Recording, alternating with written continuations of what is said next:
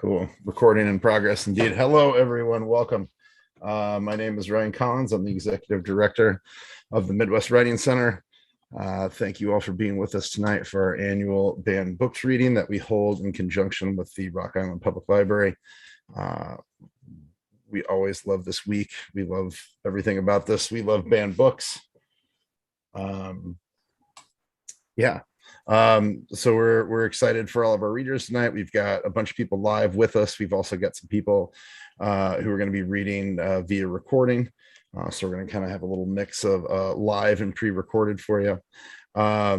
Hopefully everybody's had a chance to get to their local library and celebrate the American Library Association's Banned Book Week, which is what we're celebrating here. A lot of children's literature coming at you tonight. I'm pretty excited. It's funny how that always ends up being a thing, I think, with banned and contested books. What is it that we don't want our kids to know about the world? Maybe it's just the world that we don't want them to know, but the world's always there, just like banned books are. So definitely check them out if you haven't had a chance to, if you're in the Quad Cities. Hit those local libraries. I hit one every day, cheating because I do work in the Rock Island Public Library, but it's a lovely place to go every day. And we're excited to have some of their staff. We're excited to have some people from Iowa City. It's just a good time. So just a couple quick news and notes for things coming up at the Writing Center. We got a couple things ongoing and coming up. Lots of publications. As lots of people know, we have an anthology coming out called These Interesting Times, Surviving 2020 in the Quad Cities. Pre-orders are up on our website. We'll put that link and some other links up in the chat and the various places that this is going out to. We've got, I think, at least a couple contributors here. I know we have editors here. We're going to be doing all kinds of events. We don't have an official release date set because we're still waiting on the book, but we'll have it in late October. It's crazy that it's almost October, but that's when Banned Books Week is, right? So I shouldn't be that surprised. But anyway, check it out. We're going to be doing events locally in the Quad Cities. We're going to be doing events all over the 6-county service area. There was just a reading virtually, but held in Iowa City with our friends, Iowa City Poetry, last night, which was super fantastic. So lots of opportunities to connect with the contributors and check that out. We got a lot of publications coming out. It's pretty cool. This is exciting. We have a chapbook series called the Foster Stall Chapbook Series, named after longtime board member and educator in Moline, Mary Foster, and the first poet laureate of the Quad Cities, Richard Dick Stall. Last year was the first year we ran the contest, the series. We selected 2 chapbooks, both of which are coming out soon and can be pre-ordered from our bookstore on our website. Get the information up, and we have one of the chapbook authors here tonight. The first one, the series selection, was Field Notes Recovered from the Expedition to Devil's Peak by Laura A. Ring of Chicago, Illinois. The second book, Choir, is by Davenport's own Aubrey Ryan. We're so excited for these books to come out. They're beautiful. We haven't put this out yet. This is the first time we're announcing this. So yeah, that's exciting. Breaking news. We will be at Rostox for an in-person indoor event on November 11th, 11/11, to celebrate the release of those chapbooks. Come check it out. Come get both of them. You can order the chapbooks in advance. Pre-orders are available. Otherwise, we'll be doing that. Some special things there. That event will be masks and backs required, like all events at Rostox. So just a heads up on that. We've got a lot of other things going on, but I think we're going to get into the reading because that seems to be the thing to do. And that's why we're all here. And I can't wait to hear people read. So let's get into it. Our first reader for the evening, coming to us live and direct from Iowa City, is the great Genevieve Trainer, who is an editor, critic, and creator based in Iowa City. They are a publisher and arts editor of Little Village magazine, which is terrific. If you're not familiar with it, you should be keeping up on all things Eastern Iowa, and all kinds of good reviews and just great culture writing. So dope. Passions include comic books, stoner rock, tabletop gaming, and arguing about politics. Everything good about them is attributable to wife Madeline and offspring Calliope, DC, and Talia. Please welcome Genevieve Trainer. Genevieve. Hello. Hi, thank you for having me again this year. I'm excited to be live instead of recorded like I was last year. I almost feel bad going first because Ryan made a point to mention all the children's books that are going to be read from tonight, and this is not one. I'm going to be reading a selection from Saga, the comic book series by Brian K. Vaughan and Fiona Staples. It's going to be the very beginning section of, those of you who are not familiar with Brian K. Vaughan from this may be aware of the Why the Last Man TV series that just started this year, or his work on Lost, which was fantastic as a writer. And this series, Saga, has been challenged multiple times. It made the top 100 list for, I think, 2014, when it was challenged in an Oregon public library. But eventually they decided to keep it on the shelves, which is always the best case scenario in those kind of challenges. So without further ado, I will begin to read.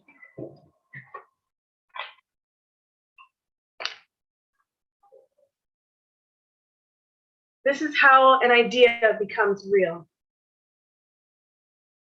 Am I shitting? It feels like I'm shitting. Just keep pushing, we're so close. Seriously, you'll never have sex with me again if I defecate all over you. Unless you're secretly into that. Please don't be into that. But ideas are fragile things. You have never been as beautiful as you are right now. Most don't live long outside of the ether from which they were pulled, kicking and screaming. Right, because nothing's more lovely than a fat woman spread eagle in the back of an old body shop. It's like something out of a fairy tale, or that's why people create with someone else. Holy fuck! Do you need a healing spell? We agreed, Alana. No shame in managing pain. Two minds can sometimes improve the odds of an idea's survival. It doesn't hurt at all. It feels good. Is it sick that it feels so good? But there are no guarantees. You're crying. You never cry. What's wrong, Marco? What is it? It's a girl. Anyway, this is the day I was born. She's perfect. Look, she's gonna have your horns and your wings. But what's up with those eyes? They're not the same green as mine, not quite your shade of brown either. They kind of change depending how you...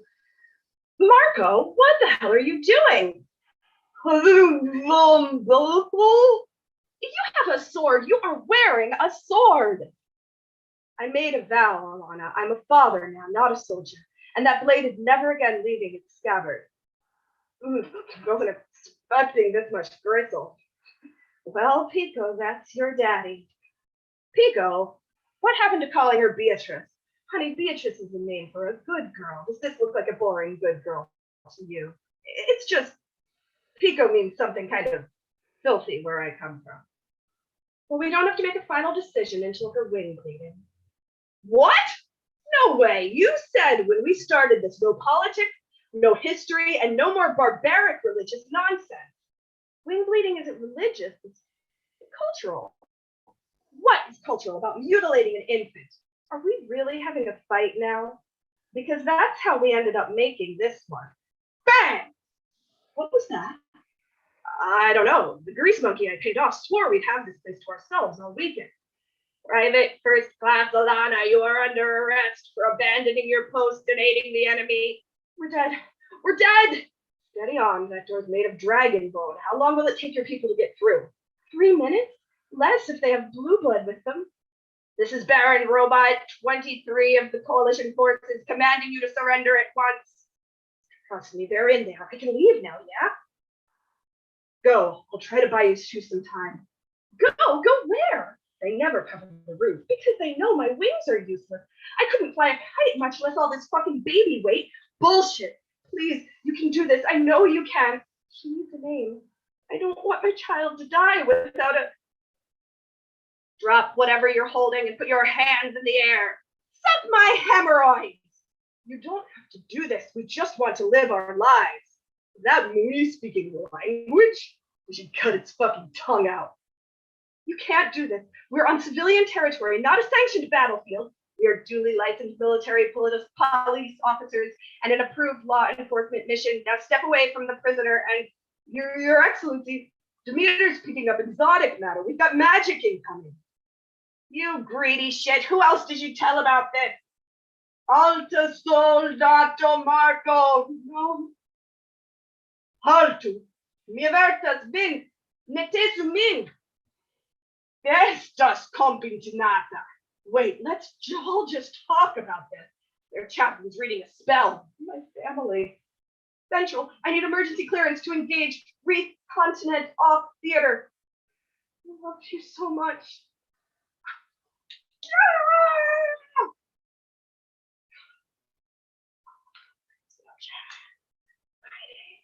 Are you? I'm alive. We're alive. Stupid. Ah! Show yourself. Stupid kids. Stop talking and go. I trusted you. Like I said, stupid. Now hurry before the constable get here. That crate behind you leads down to the sewers. And here, for you, Pop. This is what I bought with the cash I got for selling you out. I don't know. I know it don't make us square, but it was a time of war. Isn't it always?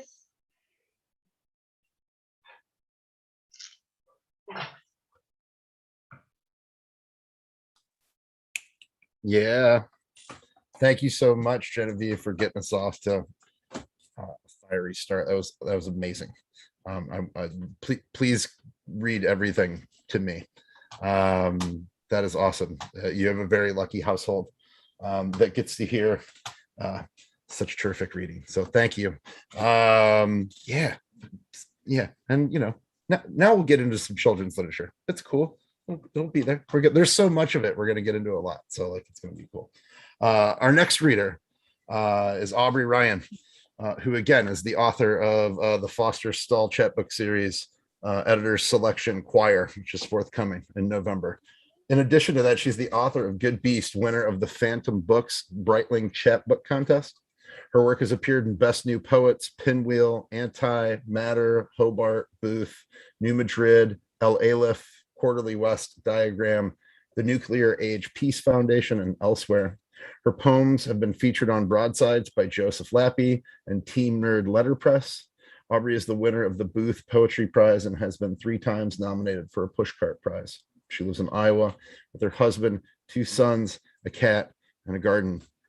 Please welcome Aubrey Ryan. Hi. So I'm going to read from the story of Ferdinand. And when I was looking some stuff up about why this book was banned, apparently it was banned because it was interpreted as anti-fascist, pro-pacifist propaganda. So it's what we want in our books, I think. So the story of Ferdinand. Once upon a time in Spain, there was a little bull, and his name was Ferdinand. There's Ferdinand. All the other little bulls he lived with would run and jump and butt their heads together, but not Ferdinand. He liked to sit just quietly and smell the flowers. There he is, smelling the flowers.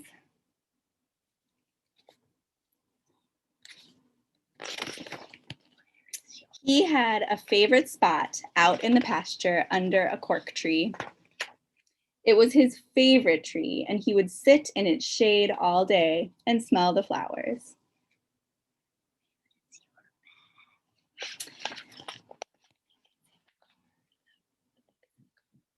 Sometimes his mother, who was a cow, would worry about him. She was afraid he'd be lonesome all by himself. Why don't you run and play with the other little bulls and skip and butt your head, she would say. But Ferdinand would shake his head. I like it better here, where I can sit just quietly and smell the flowers. His mother saw that he was not lonesome, and because she was an understanding mother, even though she was a cow, she let him just sit there and be happy. There she is, walking away. As the years went by, Ferdinand grew and grew until he was very big and strong.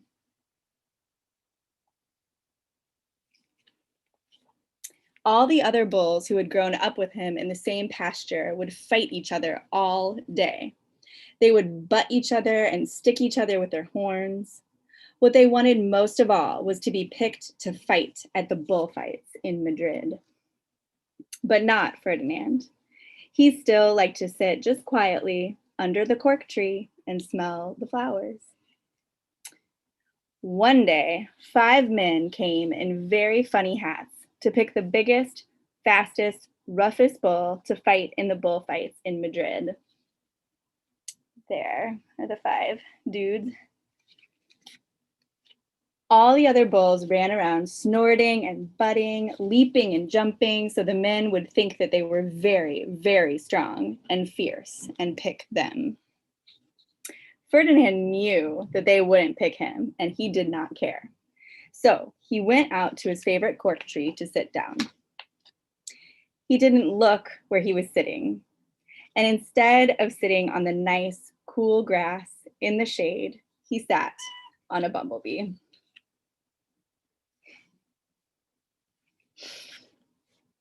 Well, if you were a bumblebee and a bull sat on you, what would you do? You sting him. And that is just what the bee did to Ferdinand. Wow, did it hurt. Ferdinand jumped up with a snort. He ran around, puffing and snorting, butting and pawing the ground as if he were crazy. The 5 men saw him, and they all shouted with joy. Here was the largest and fiercest bull of all, just the one for the bullfights in Madrid. So they took him away for the bullfight day in a cart.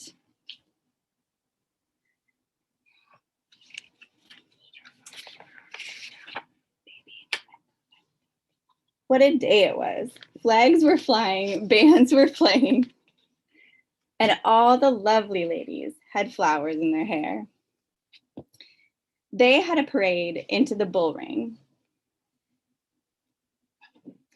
First came the bandoleros with long, sharp pins with ribbons on them to stick in the bull and make him mad. Next came the picadores who rode skinny horses, and they had long spears to stick in the bull and make him madder. Then came the matador, the proudest of all. He thought he was very handsome and bowed to the ladies. He had a red cape and a sword and was supposed to stick the bull last of all. There is the matador. Hey, sweetie, you're in your underpants. You need to get down. The matador is a bus. Sorry about the underpants. Then came the bull, and you know who that was, don't you? Ferdinand. And look at Ferdinand peeking out. He does not want to fight.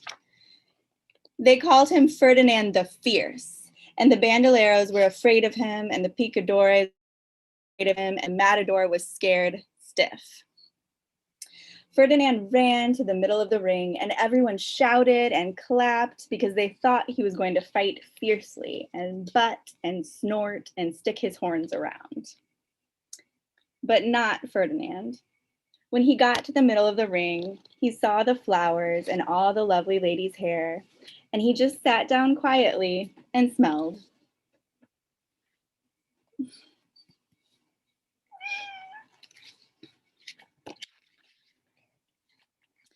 He wouldn't fight and be fierce no matter what they did. He just sat and smelled. And they were mad, and the matadors were madder, and they were so mad they cried because he couldn't show off his cape and his sword. So They had to take Ferdinand home. There he is, back in the cart. And for all I know, he is sitting there still, under his favorite cork tree, smelling the flowers, just quietly. He is very happy. And there he is. The end. That's your anti-fascist, pro-pacifist propaganda for the night. Just need your phone. No. Thank you, Aubrey, and thank you, everyone in Aubrey's family, including the cat meowing. That was perfect. And also one of my like favorite animated movies from like way back in the day. If people remember animated Ferdinand, I love that so much. It's wonderful, and that was wonderful. Like, who wouldn't want to hear that? Yeah, that's underpants or otherwise. Anyway, now I have the great pleasure to kick it over to Sarah Elgatian, who is our program and marketing specialist at the Writing Center, who's going to introduce some of our pre-recorded contributors this evening, and just generally be awesome, because that's what Sarah does, is be awesome. So Sarah, please be awesome. Thank you. Thank you, Ryan. I feel super privileged to be able to introduce a couple of people who sent us in videos and audio recording, and I feel privileged to be a part of a community that cares about censorship. So thank you everyone for being here. Thank you to the Writing Center for being my home, and thanks to the Rock Island Public Library for being part of this. Our first pre-recorded video comes from Elena Vallejo. Elena is a St. Ambrose University student studying to be a preschool teacher. She also has a passion for writing. She loves the idea of challenging bans on books, because often those books are the ones that help us learn and understand the world better. So we will see her now in a moment.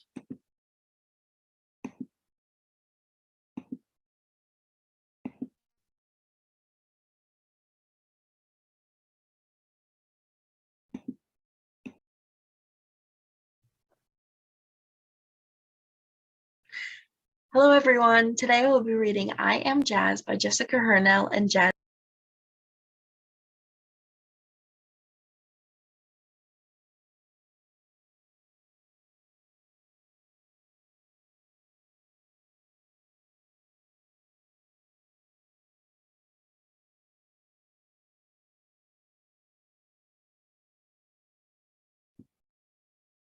Well, the other author is Jennings. I'm going to see if I can get this video to cooperate with us. I've ruined everything.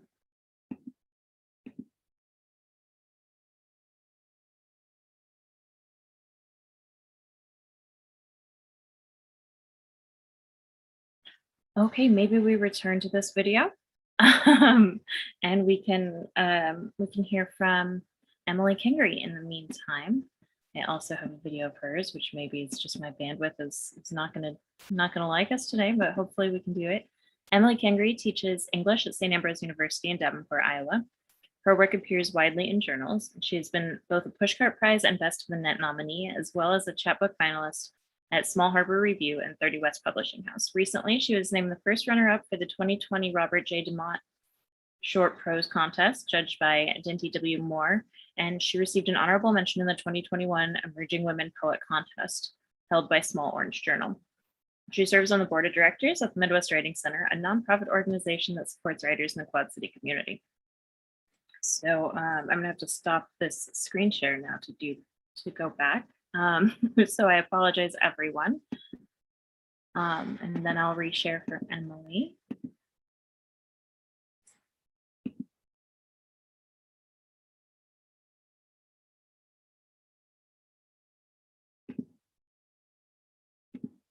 It's gonna be a little messy, I guess.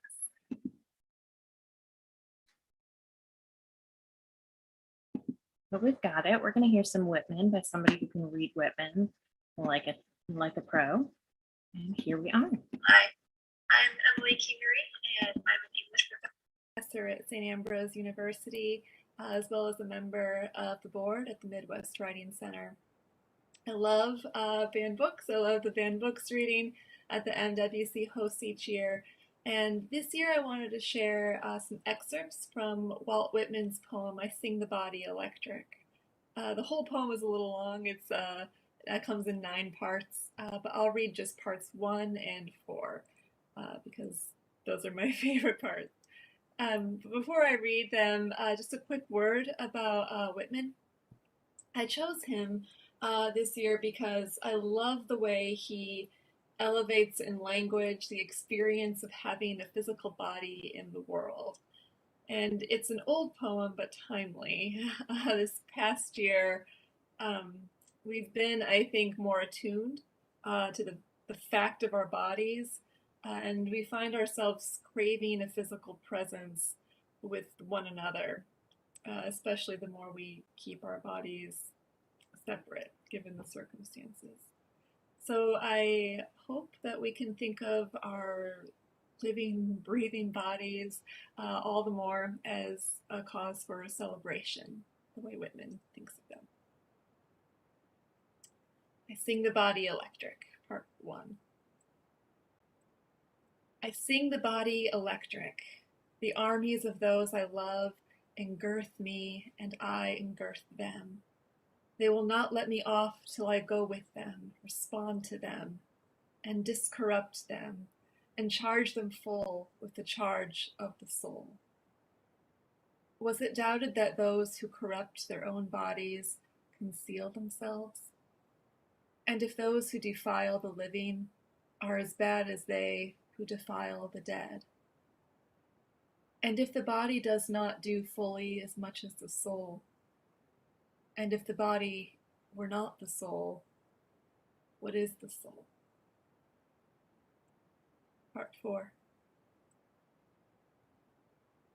I have perceived that to be with those I like is enough. To stop in company with the rest at evening is enough. To be surrounded by beautiful, curious, breathing, laughing flesh is enough. To pass among them, or touch anyone, or rest my arm ever so lightly round his or her neck for a moment. What is this then? I do not ask any more delight. I swim in it as in a sea. There is something in staying close to men and women and looking on them, and in the contact and odor of them that pleases the soul well. All things please the soul, but these please the soul well. Thank you.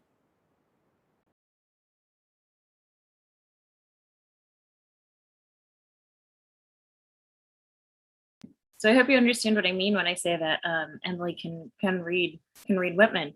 I think that's probably the most engaging reading of Whitman I've ever encountered, and I'm so grateful. We're going to move to our next pre-recorded contributor, which is Emily Tobin, who works at the Rock Island Public Library. I'm going to go ahead and get ready to share that now, and we will we'll watch it together.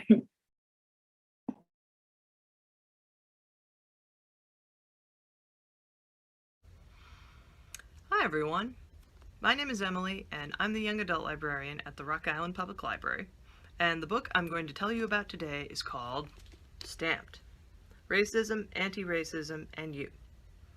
So this book is by Jason Reynolds, and here he's actually remixing, so this is sort of, you know, not reimagining, but like a condensed and like a differently worded version of the National Book Award winning book by Ibram X. Kendi, which is Stamped from the Beginning. So that's also a really fantastic book. And that one you can actually listen to on Hoopla. This one though, Stamped, is kind of, you know, geared toward, I guess, teens especially, but like anybody interested in this topic and just looking for a good introduction. Because, you know, this book is not a history book. Jason Reynolds makes that quite clear. It's a book about the here and now, but also how we got to the here and now. But when I say the here and now, now was actually last March. And if you've paid attention to the news, you know that, last summer in particular, there were a lot of Black Lives Matter demonstrations and a lot of calls for changing society, because we need that badly. And racism is, continues to be a big problem in the present day. And this book introduces us to why. Like, where did this idea come from? So, usually I don't talk many, nonfiction books. Like this one, the plot of this one, like, there's not a specific story. There's lots of specific stories and specific people that help to, popularize racism. But I can read you some excerpts and kind of give you a sense of what this book is like. So, it starts with, this is one of the early pages. Race has been a strange and persistent poison in American history, which I'm sure you already know. I'm also sure that depending on where you are and where you've grown up, your experiences with it, or at least the moment in which you recognize it, may vary. Some may believe race isn't an issue anymore, that it's a thing of the past, old tales of bad times. Others may be certain that race is like an alligator, a dinosaur that never went extinct but instead evolved. And though hiding in murky swamp waters, that leftover monster is still deadly. And then there are those of you who know that race, and more critically racism, are everywhere. Those of you who see racism regularly robbing people of liberty, whether as a violent stick-up or as a sly pickpocket. The thief known as racism is all around. This book, this not history book, this present book, is meant to take you on a race journey from then to now, to show you why we feel how we feel, why we live how we live, and why this poison, whether recognizable or unrecognizable, whether it's a whisper or a scream, just won't go away. So, something that's really, important to know about this book, it focuses on 3 different kinds of people, and those people are assimilationists, and segregationists, and anti-racists.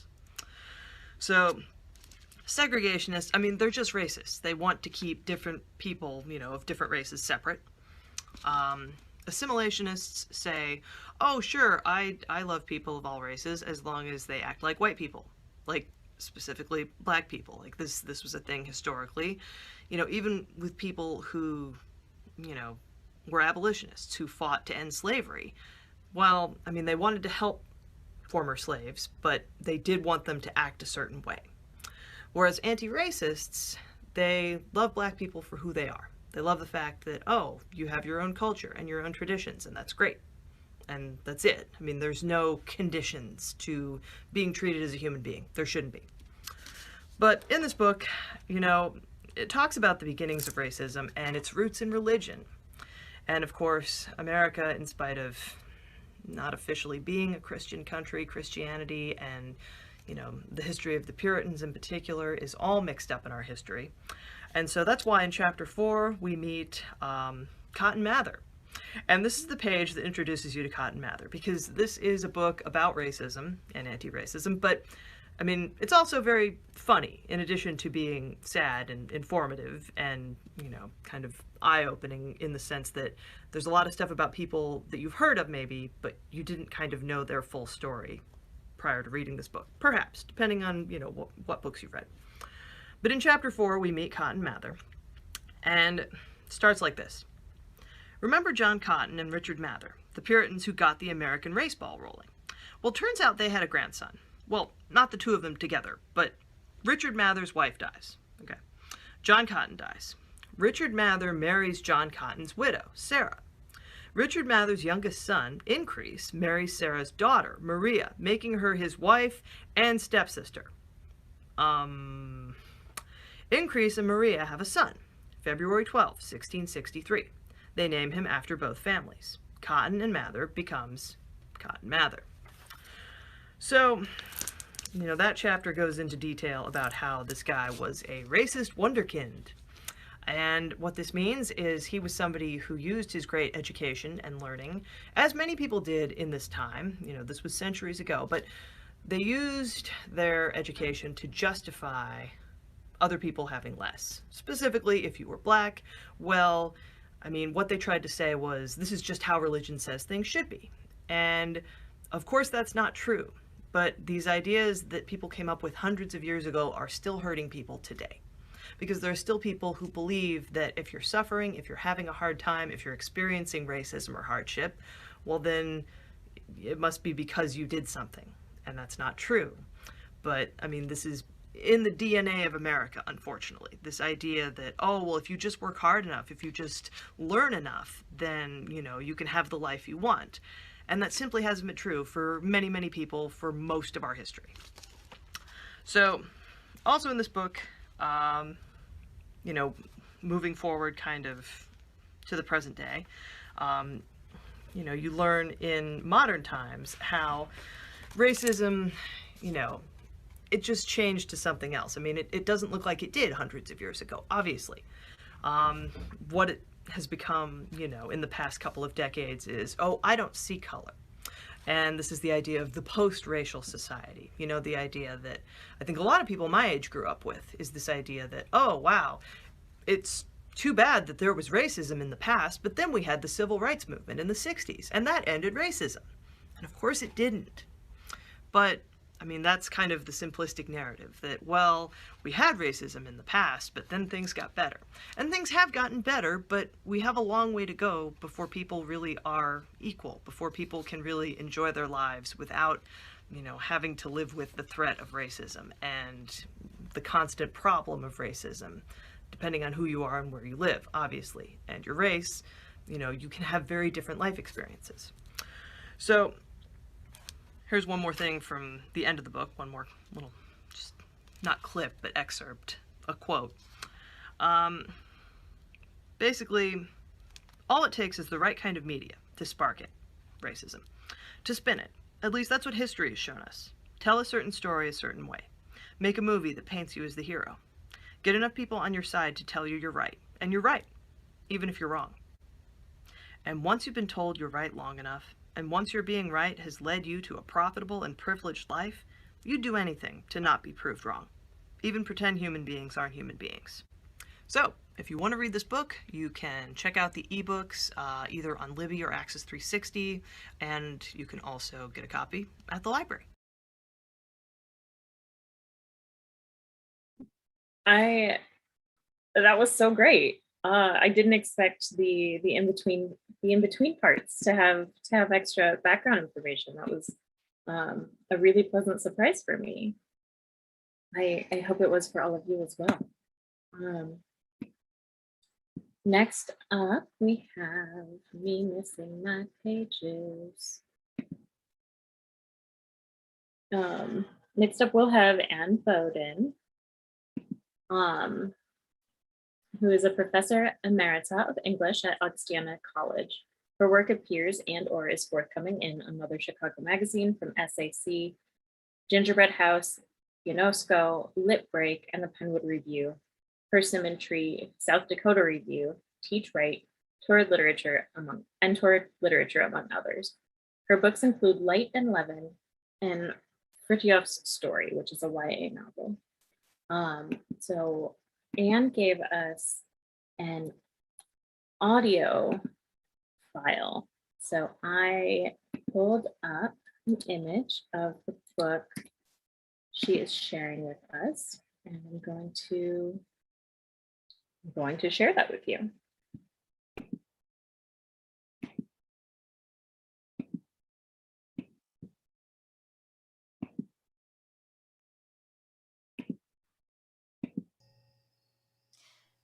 Charlotte Bronte's novel, Jane Eyre, made a huge splash in England when it was published in 1847. Some people loved it, but it garnered a firestorm of criticism from others. Critics castigated the titular heroine for challenging the social hierarchy and the position of women in Victorian England.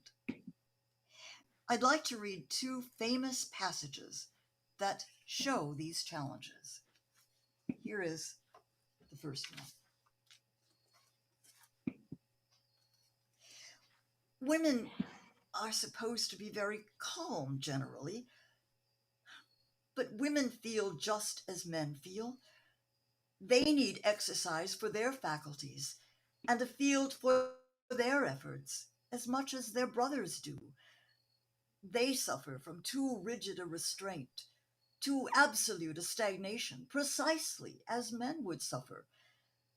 And it is narrow-minded in their more privileged fellow creatures to say that they ought to confine themselves to making puddings and knitting stockings, to playing on the piano and embroidering bags.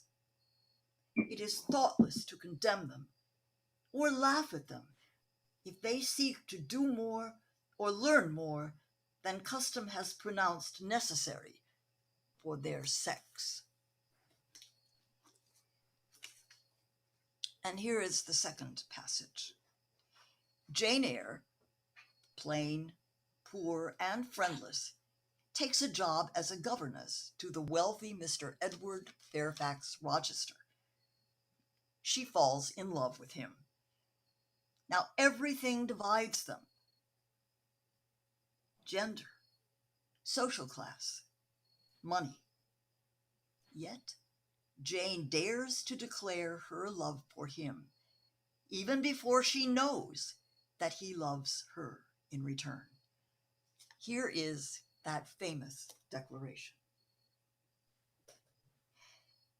Do you think that I am an automaton, a machine without feelings, and can bear to have my morsel of bread snatched from my lips and my drop of living water dashed from my cup? Do you think, because I am poor, obscure, plain, and little, I am soulless and heartless? Oh, you think wrong. I have as much soul as you, and full as much heart. And if God had gifted me with some beauty and much wealth, I should have made it as hard for you to leave me as it is now for me to leave you. I'm not talking to you now through the medium of custom, conventionalities, nor even a mortal flesh. It is my spirit that addresses your spirit, just as if both had passed through the grave, and we stood at God's feet equal, as we are.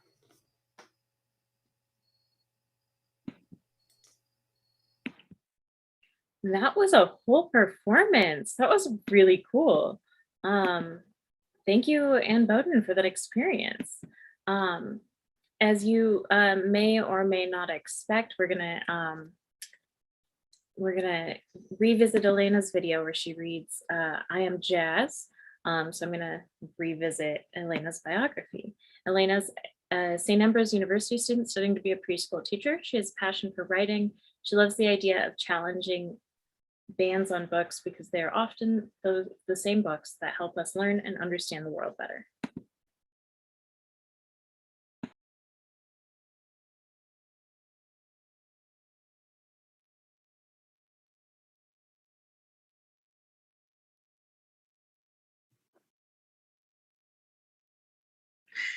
Hello, everyone. Today I will be reading I Am Jazz by Jessica Hernell and Jazz Jennings. I am jazz. I am jazz. For as long as I can remember, my favorite color has been pink. My second favorite color is silver, and my third favorite color is green. Here are some of my other favorite things: dancing, singing, backflips, drawing, soccer, swimming, makeup, and pretending I'm a pop star. Most of all, I love mermaids. Sometimes I even wear my mermaid tail in the pool. My best friends are Samantha and Casey. We always have fun together. We like high heels and princess gowns, or cartwheels and trampolines. But I'm not exactly like Samantha and Casey. I have a girl brain, but a boy body. This is called transgender. I was born this way. When I was very little, and my mom would say, "You're such a good boy," I would say, "No, Mama, good girl." At first, my family was confused. They always thought of me as a boy. As I got a little older, I hardly ever played with trucks or tools or superheroes, only princesses and mermaid costumes. My brothers told me this was girl stuff. I kept right on playing. My sister says I was always talking to her about my girl thoughts and my girl dreams and how one day I would be a beautiful lady. She would giggle and say, "You're a funny kid." Sometimes my parents would let me wear my sister's dresses around the house, but whenever we went out, I had to put on my boy clothes again. This made me mad. Still, I never gave up trying to convince them. Pretending I was a boy felt like telling a lie. Then, one amazing day, everything changed. Mom and Dad took me to a new doctor who asked me lots of questions. Afterwards, the doctor spoke to my parents, and I heard the word transgender for the first time. That night at bedtime, my parents both hugged me and said, "We understand now. Be who you are. We love you no matter what." This made me smile and smile and smile. Mom and Dad told me I could start wearing girl clothes to school and growing my long hair. They even let me change my name to Jazz. Being Jazz felt much more like being me. Mom said that being Jazz would make me a little different from the other kids at school, but being different is okay. What's important, she said, is that I am happy with who I am. Being Jazz caused some other people to be confused too, like the teachers at school. At the beginning of the year, they wanted me to use the boys' bathroom and play on the boys' team in gym class. But that didn't feel normal to me at all. I was happy when the teachers changed their minds. I can't imagine not playing on the same team as Casey and Samantha. Even today, there are kids who tease me or call me by my boy name, or ignore me altogether. This makes me feel crummy. Then I remember that kids who get to know me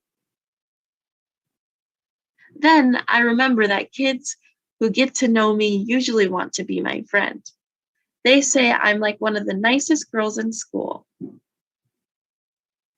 I don't mind being different. Different is special. I think what matters the most is what a person is like inside. And inside, I am happy, I am having fun, I am proud. I am Jazz. Thanks, everyone.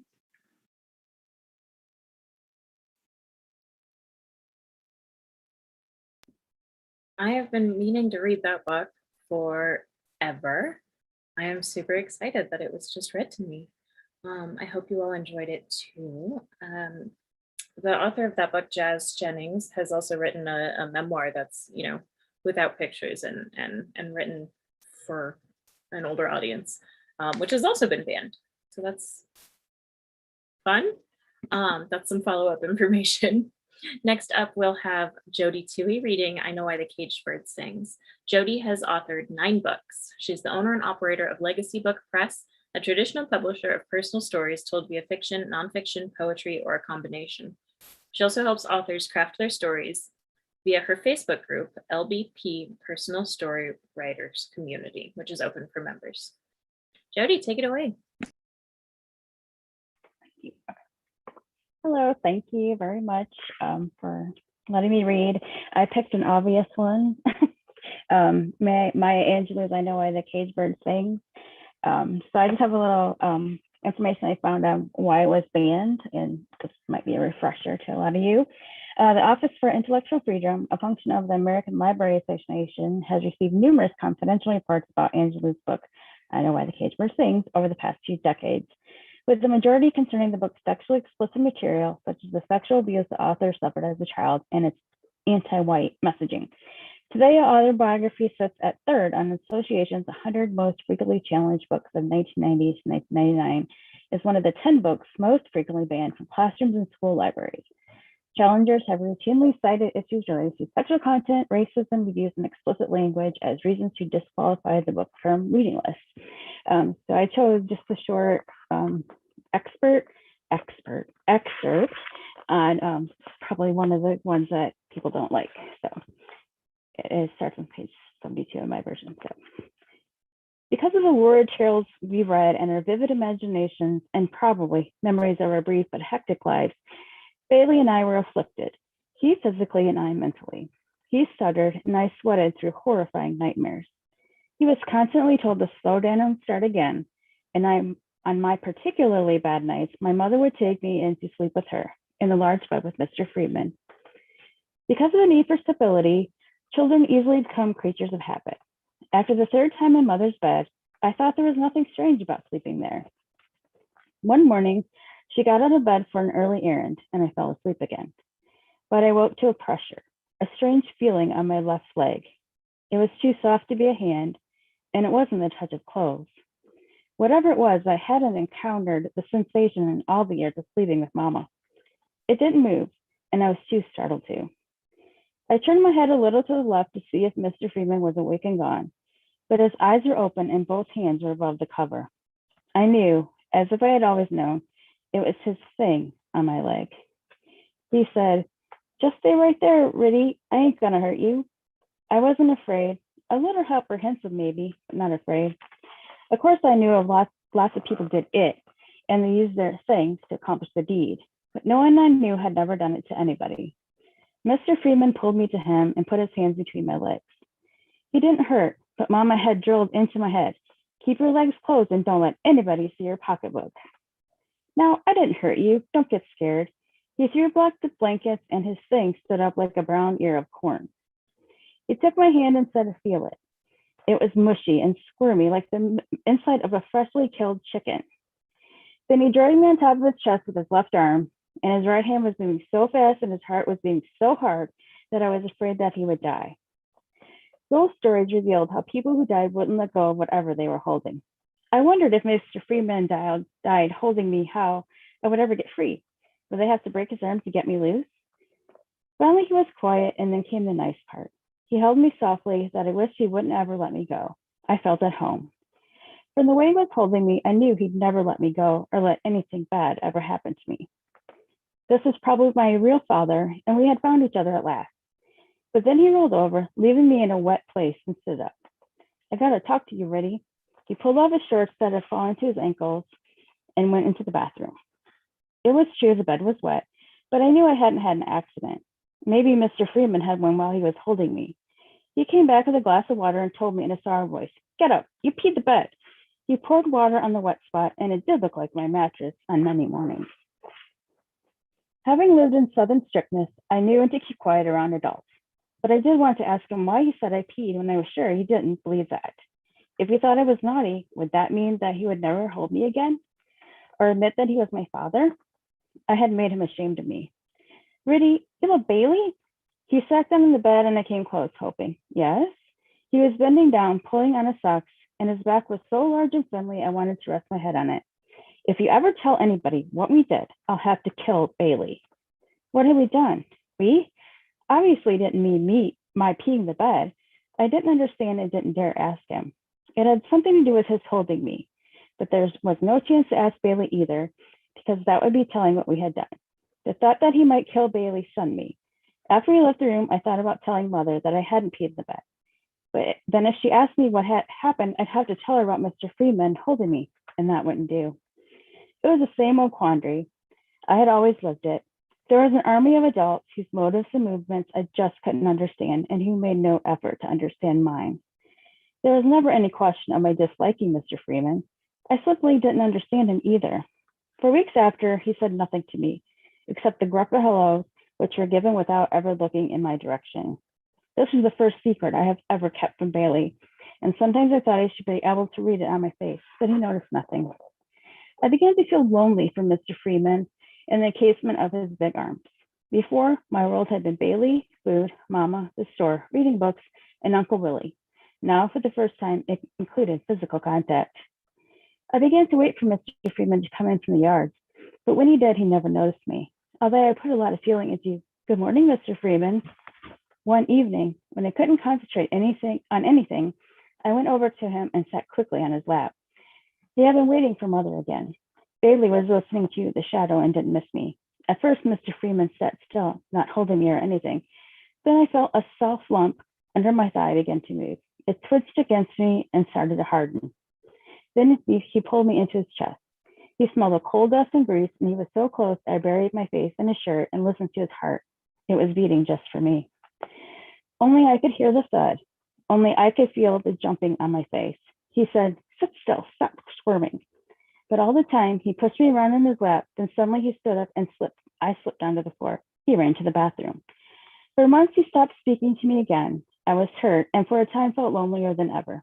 But then I forgot about him, and even the memory of his holding me precious melted into the general darkness just beyond the great blinkers of childhood.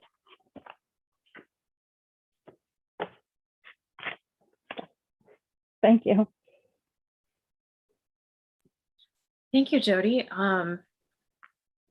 That was intense. Of course, if anyone needs a break, we understand. But it is, I think, so important, and I know obviously this is why you brought this to us, that we share these stories, because these things happen in real life, and we can't heal, grow, or change without facing them. Next up, our next reader is Angela Campbell, who is the proud director of the Rock Island Public Library and a lifelong advocate of the First Amendment. Thank you for being here, Angela. Thank you so much. And before I get started, I want to thank the Writing Center for being awesome, great partners, and also with their help in setting this program up. Sarah, your tech skills are unprecedented. I couldn't do anything you do. So thank you so much. And Ryan, you're the best. You know that. We've been doing this for a long time. But, well, tonight, talk about The Handmaid's Tale. So, like a lot of good speculative fiction, describing the plot of this ends up short-selling the story. But for those who haven't read it, here's a good synopsis that I found online. In a near future universe of rising sterility and falling birth rates, the United States has been taken over by a right-wing theocracy.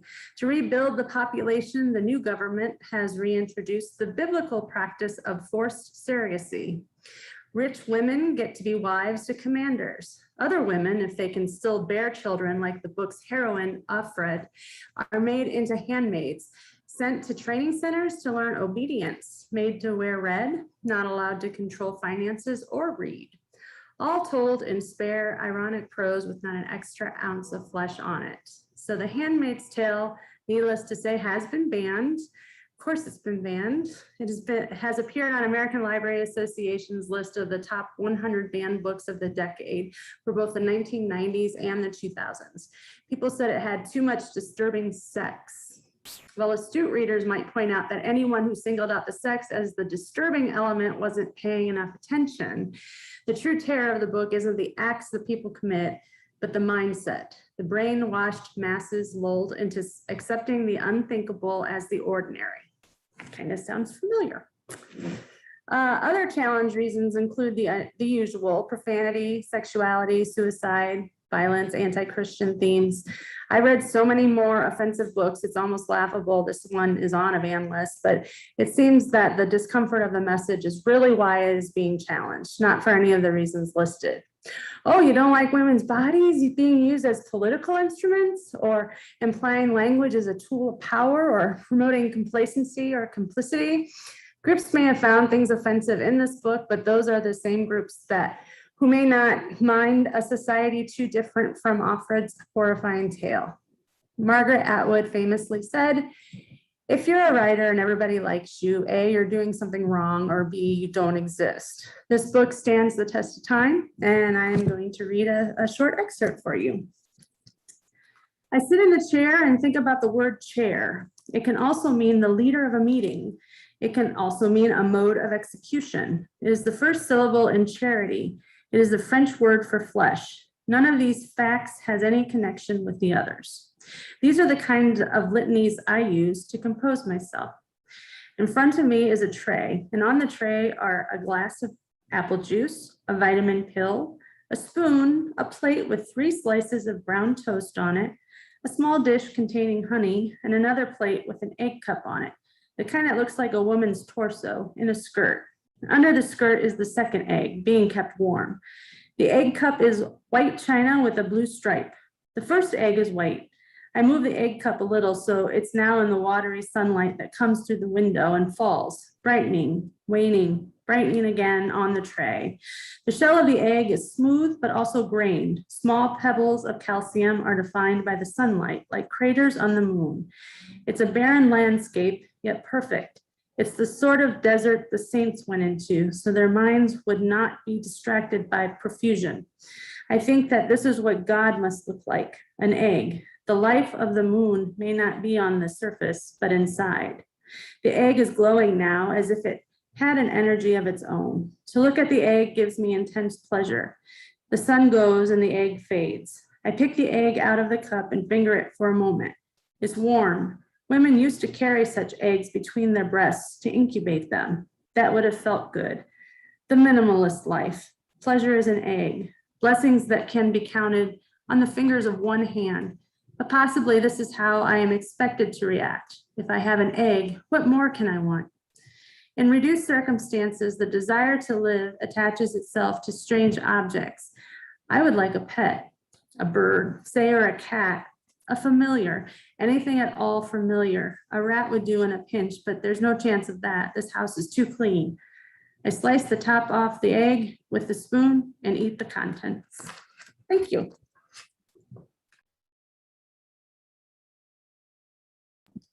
Thank you, Angela. I've never read that book. I've long meant to. That might change the course of my day now. Thank you. Next we have Lisa Powell Williams, MLS. So no big deal. We've got another librarian. She's been a public services librarian for 3 decades. Currently, she serves as the young adult services coordinator for the Moline Public Library. Her parents never censored her reading and often told her to look it up in response to numerous questions. Is there any wonder she became a librarian? Lisa, take it away. All right. Well, the book that I chose, and I like to read children's books even though I'm an adult author, there's a little glare here. It's Nazarene's Secret School, and it's a true story from Afghanistan. And I think it's exceptionally timely given that the University of Kabul yesterday, not surprisingly, no more women students, no more women faculty, no more women, nothing. So we talk about banning. We're not just banning books, we're banning people. So I think it's really important to read this story about what happens. By the way, it was banned due to objections because of the mention of Allah, and also because it was just too violent. So people decided it was un-American, challenged in several different states. My granddaughter Nazarene lives with me in Herat, an ancient city in Afghanistan. And art and music and learning once flourished here. And then the soldiers came and that changed everything. And the art and the music and the learning are gone. And dark clouds hang over the city. And poor Nazarene sat home all day because girls are forbidden to attend school. And the Taliban soldiers don't want girls to learn about the world the way Nazarene's mama and I learned when we were girls. One night, the soldiers came to our house and they took my son away with no explanation. And we waited many days and nights for his return. And finally, Nazarene's frantic mama went searching for him, even though going out alone in the streets was forbidden for women and girls.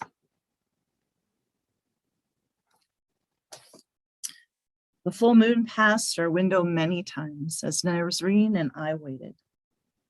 Nazarene never spoke a word. She never smiled. She just sat, waiting for her mama and her papa to return.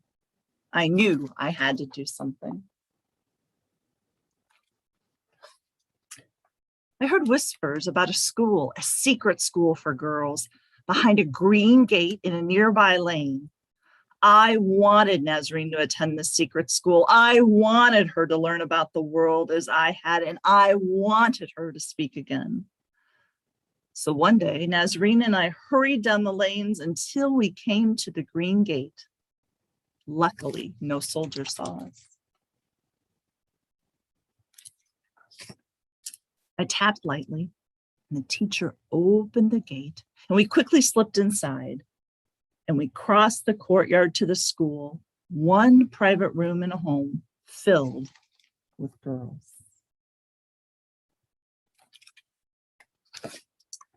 Nazarene took a place at the back of the room. Oh, please, Allah, please open her eyes to the world. I prayed as I left her there.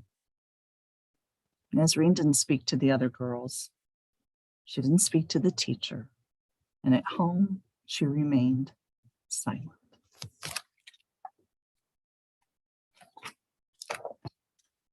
I was fearful the soldiers would discover the school, but the girls were clever. They slipped in and they slipped out of school at different times so as not to arouse suspicion. And when the boys saw the soldiers near the green gate, they distracted them. I heard of a soldier who pounded on the gate, demanding to enter. But all he found was a room filled with girls reading the Quran, which was allowed. The girls had hidden their schoolwork, outwitting the soldier. One of the girls, Mina, sat next to Nazarene every day, but they never spoke to each other. While the girls were learning, Nazarene stayed deep inside herself, and my worry was deep.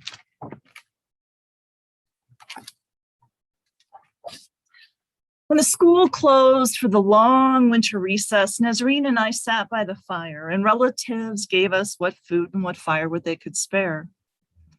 We missed her mama and my son more than ever. Would we ever know what had happened? The day Nazarene returned to school, Mina whispered in her ear, "I missed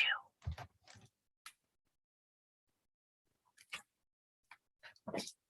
And Nazarene answered back, "I missed you too." And with those words, her first words since her mama went searching, Nazarene opened her heart to Mina. And she smiled for the first time since her papa was taken away. And at last, little by little, day by day, Nazarene learned to read, to write, to add, and to subtract. And each day she told me and she showed me what she discovered that day. And windows opened for Nazarene in that little classroom. She learned about the artist, and she learned about the writers and the scholars and the mystics who long ago made Herat beautiful.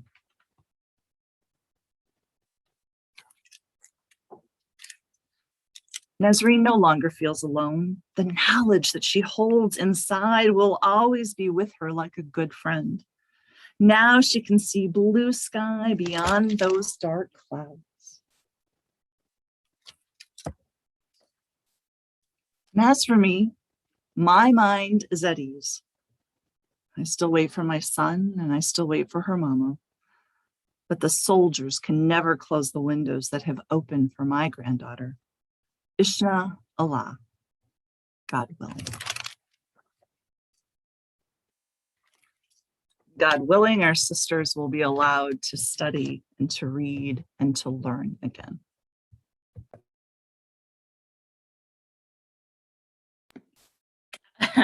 Thank you so much. That was really, really beautiful. I apologize for the delay. I had someone climbing on me. That was really beautiful.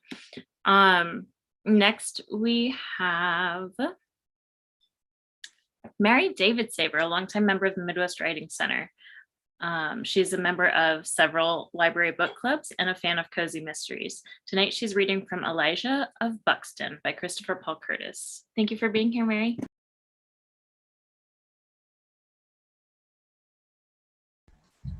Hi. Okay, thank you. Sorry. Yes, I've had to relocate to another city because we are, taking care of a sick granddaughter. But thank you for being on Zoom because I can be here and share this because this was on a list of banned books I was perusing, and I had not expected to find anything like this. The connection for me is through Buxton, and I will explain that a little bit after I do my reading here. The protagonist is an 11-year-old boy. He is the first free child born in a Canadian settlement for escaped slaves from the United States. The man and the two children bunched up round the woman and the sleepy baby. Pa unharnessed the chains off of old Flapjack and tied him to the stump we'd been pulling on. Pa walked back over to the family and said the same thing we say to all the new free folks when they first get to Buxton. It's the way we greet them into being free. Pa pointed up and said, "Looky there, look at that sky." I heard Pa and the other grown folks say this plenty of times, but I couldn't help but follow where Pa's finger was pointing. Everybody did. We all looked up at the blue sky that didn't have cloud the first in it. Ain't that the grandest sky y'all ever seen? Pa smiled and pointed across the field. Look at that land. Look at them trees. Has y'all ever seen anything that precious? It's the land of the free. The family kept following where Pa was pointing. Now look at yourselves. Look at them babies. Has you all ever looked this beautiful? Today be the first day don't no one own you all but y'all. Today be the first day that no one owned them babies. Today be the first day you ain't got cause to blame no one for what's going to happen to you tomorrow. Today, y'all's truly set yourselves free. Then he opened both his arms and said to the people, and you all chose the most beautifulest, most perfectest day for doing it. Only thing I's got to ask is, what kept you? It was peculiar because it didn't matter if it was raining or snowing, or even if the sky was being ripped by lightning and thunder. We always told people, the new folks, that it was the most beautifulest, most perfectest day to get free. Far as I can tell, the weather didn't have a whole lot to do with it. Pa said, come on, we're going to go into the settlement and let everyone know y'all made it.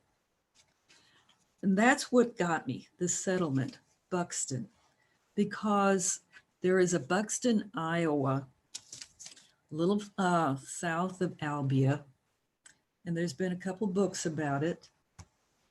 And yes, it's a Black utopia. This other one was a Black utopia. I thought there was a more direct connection because this one, the Canadian one, began in 1848, 1849, lasted until 1873, when most of the residents returned to the United States after the amendment to the Constitution, because they were looking for family. But they brought back with them a lot of skills that they learned because of living free in Canada. Now, the Buxton, Iowa was a coal mining community. And the reason it means so much to me and my family is because my mother-in-law was born there. Okay, 55% of the community was Black African Americans, most of them brought in to be strike breakers. But they lived there, they were treated fairly, they were given a decent wage. They had a YMCA, they had a store, they had their own businesses. They thrived there until the coal was gone, okay? My mother-in-law was born in 1919, and she lived there for the first 4 years of her life. It's very possible that a Black doctor delivered her, because the other 45%, most of them were Swedes, and that's what her background is. But I just thought that was such an interesting connection between past and present, and you know, what is possible if people are treated fairly. That's the most that I've got to give for you. So thank you.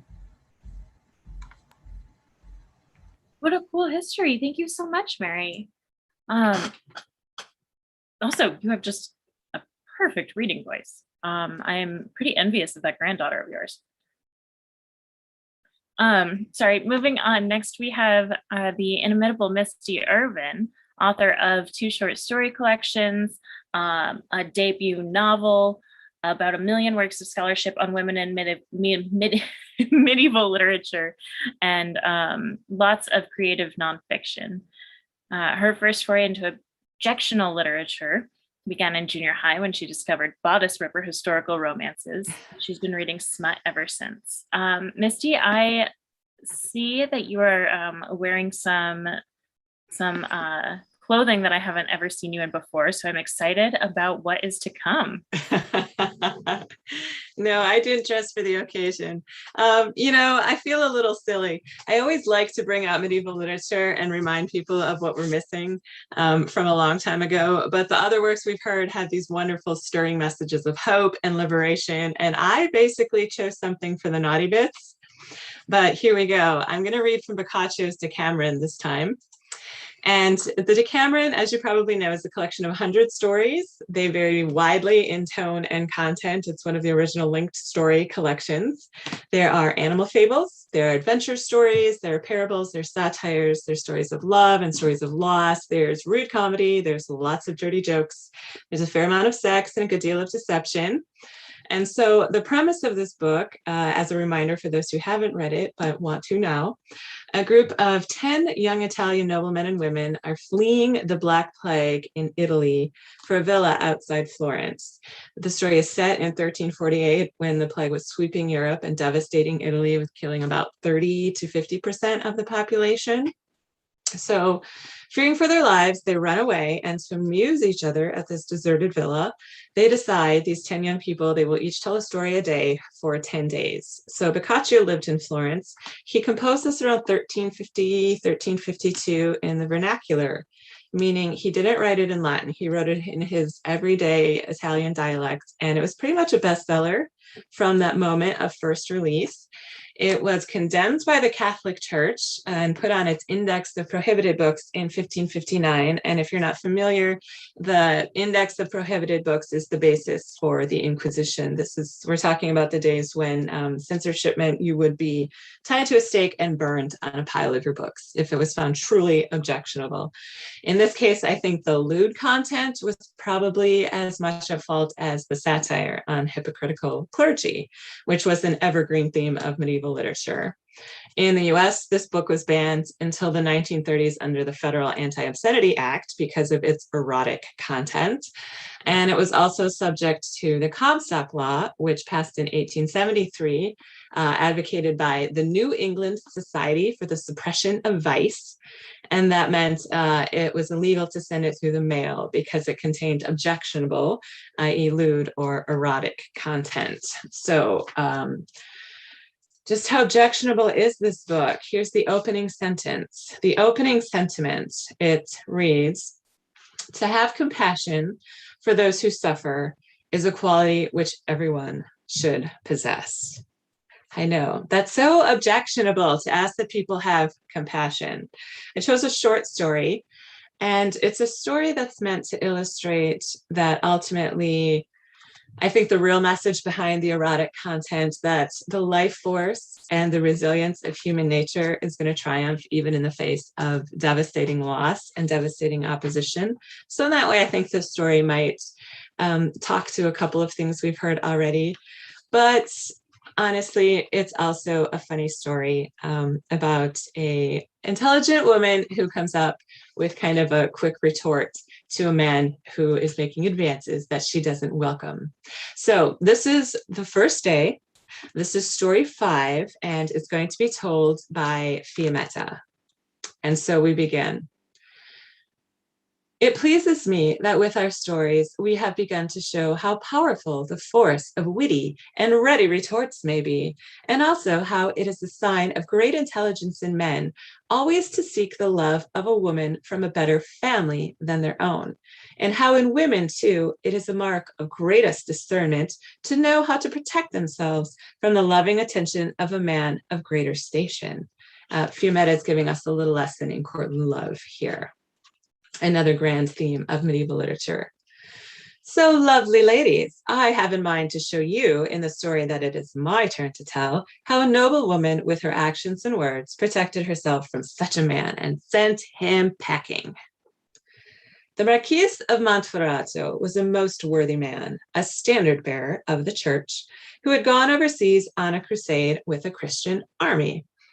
And when there was talk of his merits at the court of King Philip the One-Eyed, who was making ready to depart on, it would be, a footnote tells us, the Third Crusade, one knight remarked that there existed under all the stars in the world no couple equal to the Marquis and his lady. For inasmuch as he was renowned among knights for every virtue, his lady was likewise considered most beautiful and worthy among all the women of the world. These words took root in the heart of the King of France so deeply that without ever having seen her, he immediately and passionately began to love her, and he decided not to put to sea for the crusade from any port but Genoa, so that by traveling overland, he might have a plausible reason for visiting the Marchioness, and with her husband away, he thought he could consummate his desires. He proceeded to carry out his scheme. After sending his troops ahead, he set out with a small escort and some noblemen, and when they had neared the lands of the Marquis, he sent one of them ahead to the lady to tell her she should expect him to dine with her the next day. The lady, who was prudent and wise, cheerfully replied that she considered this a great honor and that he would be most welcome. But then she began to wonder what all this meant. The fact that a king would come to visit her when her husband was away, nor was she deceived when she concluded that he was drawn there by the renown of her beauty. Nevertheless, since she was a worthy lady, she prepared to honor him, and she gathered together all the eminent gentlemen still remaining at her court in order to make all the appropriate arrangements with their advice. She alone, however, would see to the banquet and the food. Without delay, she collected as many chickens as there were in the countryside and ordered her cooks to use only these chickens in the various dishes for the royal banquet. The king then arrived on the appointed day and was received by the lady with great festivity and honor. When he saw her, she seemed more beautiful, virtuous, and courtly than he had been given to believe from the knight's description, and he was greatly amazed and praised her profusely, discovering that his passion had become even more ardent upon learning that the lady was even more beautiful than he had imagined. And after he had rested for a time in bedchambers decorated suitably for the reception of a great king, it was time for the banquet. The king and the Marchioness were seated together, and the others, according to their station, were honored at other tables. The king was most pleased, for he was served with many courses accompanied by the finest and most precious wines, and moreover, from time to time, he would gaze at the beautiful Marchioness with delight. But as one dish followed another, he began to wonder, for at his table, no matter how many different dishes were served, all of them had been prepared with chicken. The king was familiar with the surrounding countryside and knew it must be full of different game, and since he had announced his arrival to the lady, he felt he had given her ample time to plan a hunt. All this amazed him so much that he would have her talk of nothing but her chickens, and so he turned to her cheerfully, saying, "Madame, are there only hens and no cocks born in this part of the country?"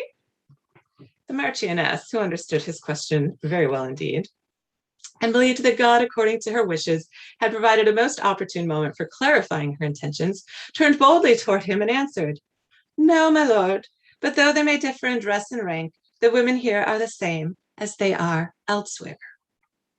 I'm going to pause a moment to interpret this remark. This is the teaching moment, right? So Fiammetta is doing, the Marchioness is doing two things.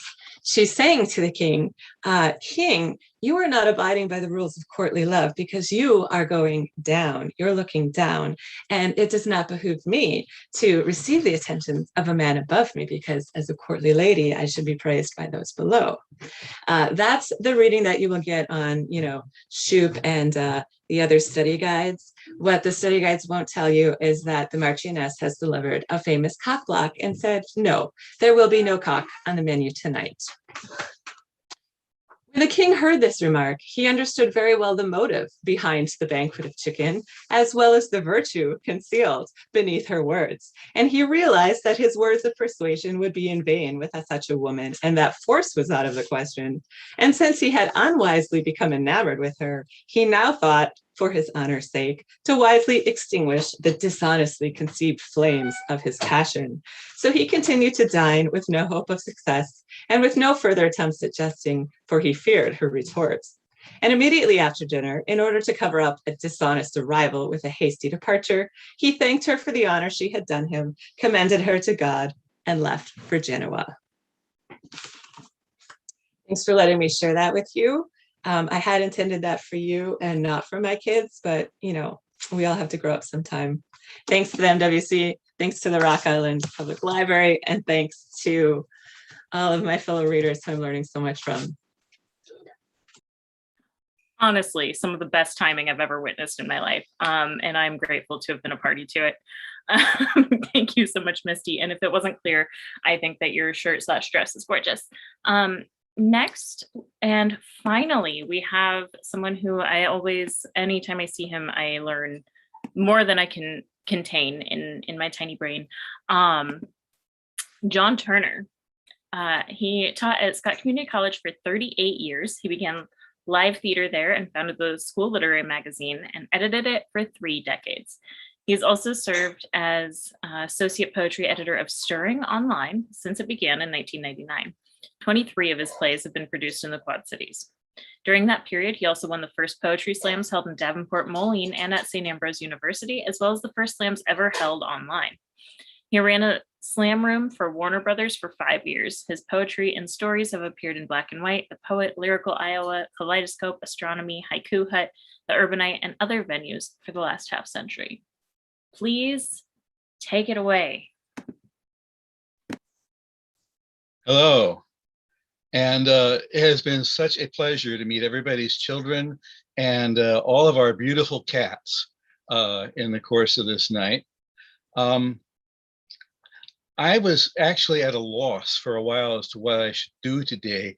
And then I realized that there have been so many graphic novels done over the last 30, 40 years that have caused quite a stir. And certainly one of my favorites has been Sandman. And I thought I would take a little bit from volume 7, Brief Lives.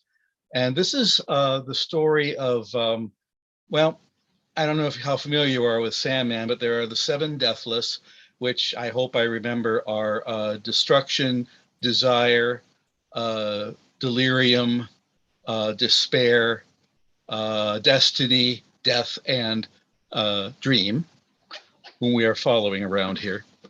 And dream and delirium are looking for destruction, who disappeared 300 or 400 years ago. And one of the clues they have leads them to the goddess Ishtar, who is a pole dancer at a strip club. Times are hard for goddesses, And so what I have done is I have modified my camera here so I can get close, which is why I'm a little blurry, because it's made for going close now.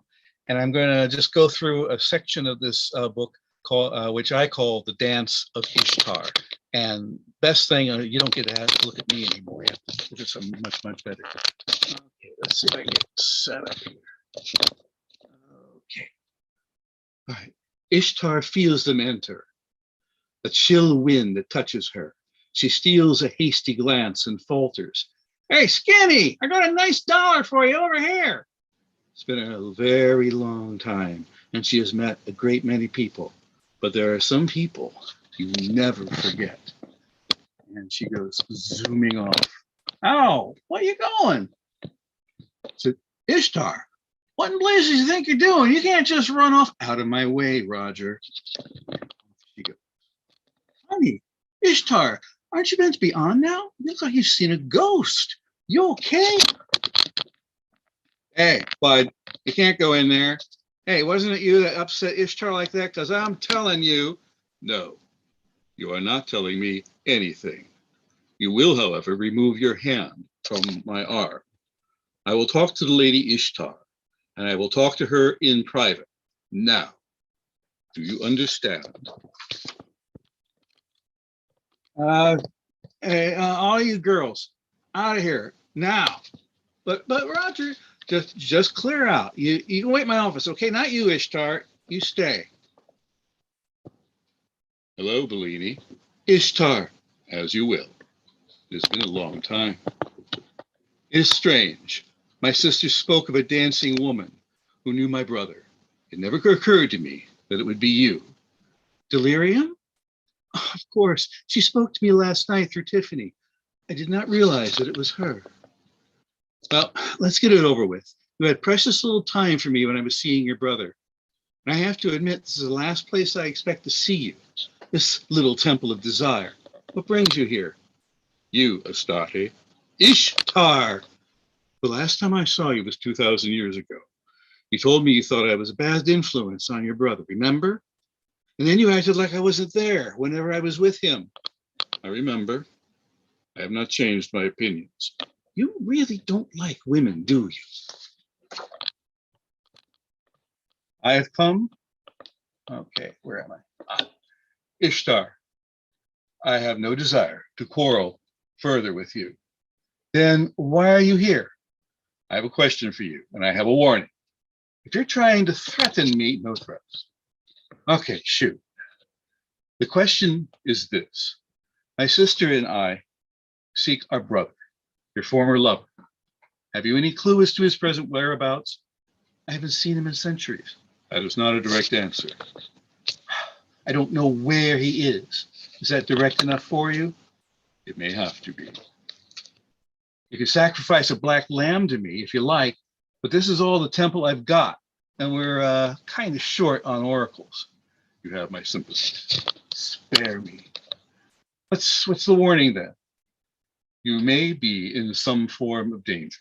I do not know what it is, and I have no idea as to why. However, the facts remain as I have said them. Why, thank you, Dream Lord. Is that all? Yes. I loved your brother. I really did.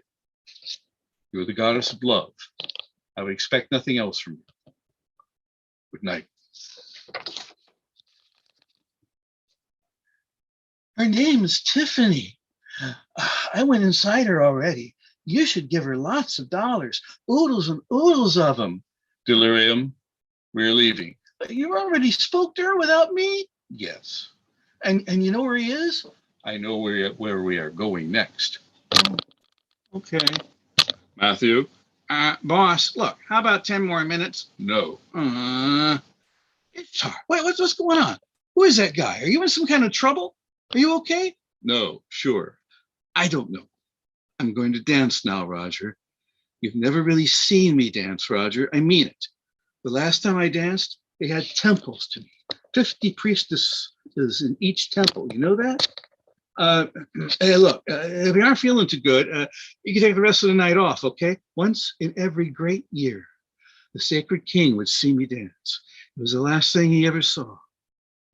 It was said that no man would ever desire to see anything more once he had seen me dance.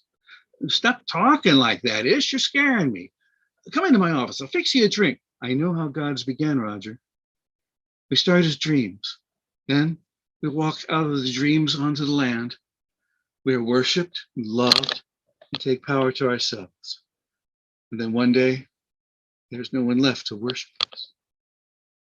And in the end, each little god and goddess takes its last journey back into dreams. And what comes after that? Not even we know. I'm going to dance now. I'm afraid.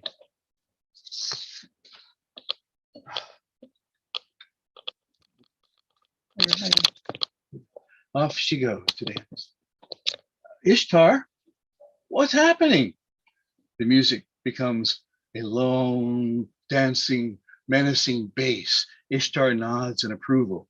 Calling Sister Midnight, I'm an idiot for you. And she begins the last dance. Calling Sister Midnight. What's going on? Won't somebody, what's going on?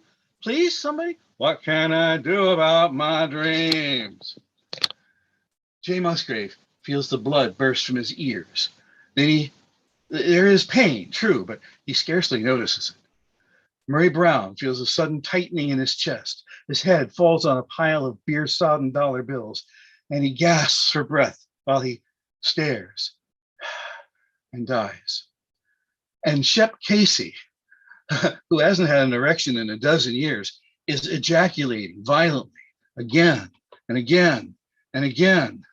And now he's coming blood. He doesn't care. And Tiffany runs, and Ishtar dances.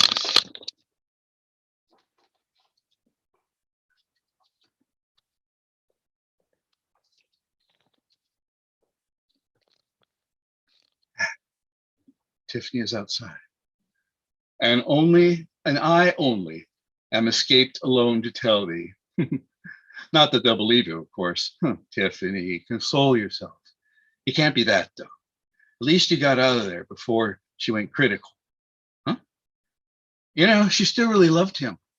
Even as she went, that was all she was thinking of. I could feel it. Or, yeah. He was the only one she ever could love who wasn't all used up in 30 or 40 years. Okay, here you go, Tiffany. Don't say I ever never did anything for you. But do you know me? Do I know you? I tried to tell them, Tiffany. They wouldn't listen. If they weren't so dumb, they'd probably still be alive today. But, you know, some people don't know enough to come in out of the rain. Hey, mister, where'd you go? Hello? Hello?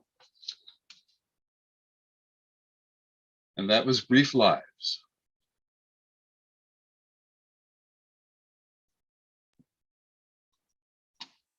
That was so cool.